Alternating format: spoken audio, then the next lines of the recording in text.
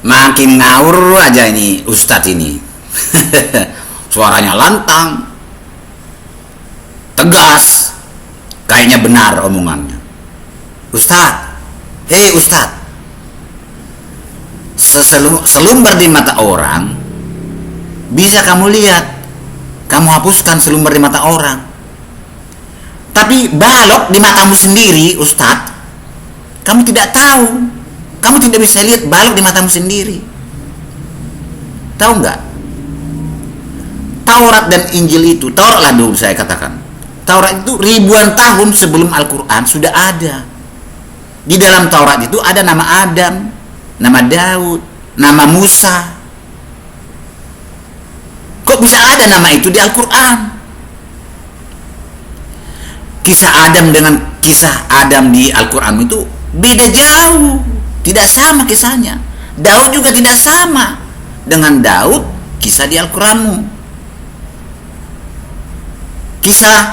Pokoknya kisah-kisah tokoh-tokoh di Alkitab atau di Taurat itu berbeda, tidak sama dengan kisah tokoh-tokoh di Al-Quranmu, tapi namanya sama.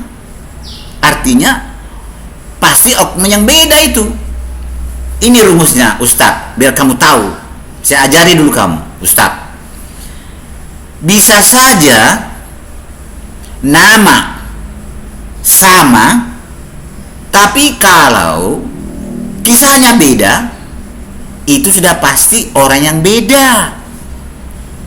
Nama sama tapi kisahnya beda, pasti orang yang beda.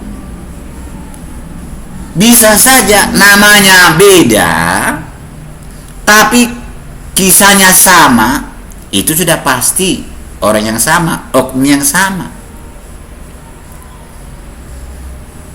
Itulah sebabnya ya, nama-nama oknum di Alkitab, tokoh-tokoh di Alkitab kami itu sama dengan nama-nama tokoh di Al-Quran, membuat Kristen dan Islam itu bentrok, ribut terus, karena semua membenarkan Alkitabnya. Islam membenarkan Al-Qurannya, Kristen membenarkan Alkitabnya, jadi ribut. Coba nama tokoh-tokoh di Al-Quran tidak sama dengan nama tokoh-tokoh di Alkitab itu, aman, kita tidak ribut. Seperti Kristen dengan Buddha, tidak pernah ribut karena tokohnya yang beda, ajarannya beda.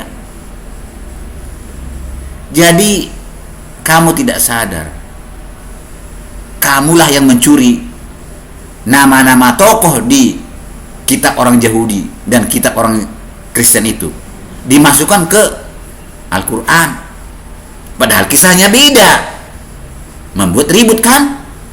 Jadi sadarlah Ustaz, marilah kita saling menghormati. Sudah terlanjur namanya sama, kisahnya beda, itu tidak bisa diperbaiki lagi, sudah terus.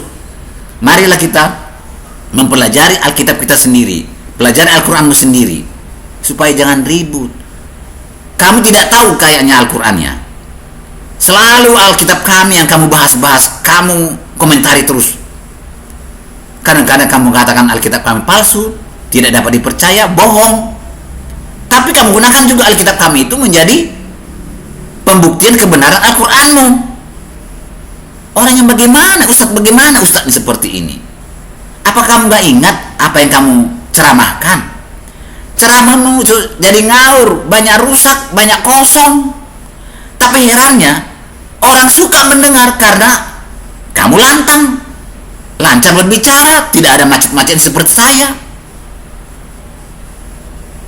Jadi ya, saya tidak bisa salahkan kamu, memang pintarnya disitulah kamu. Orang banyak yang saya menyesal, orang banyak ini kok terlalu percaya kepadamu. Itulah herannya. Dia tidak bisa menyelidiki sih, hanya dengar enak, ya itu sudah benar itu. Saya harap kepada pendengar-pendengar Ustadz ini yang sudah jutaan ini, sudah berpikirlah, periksalah dulu omongannya itu benar apa tidak. Itulah pesan saya melalui video ini. Terima kasih.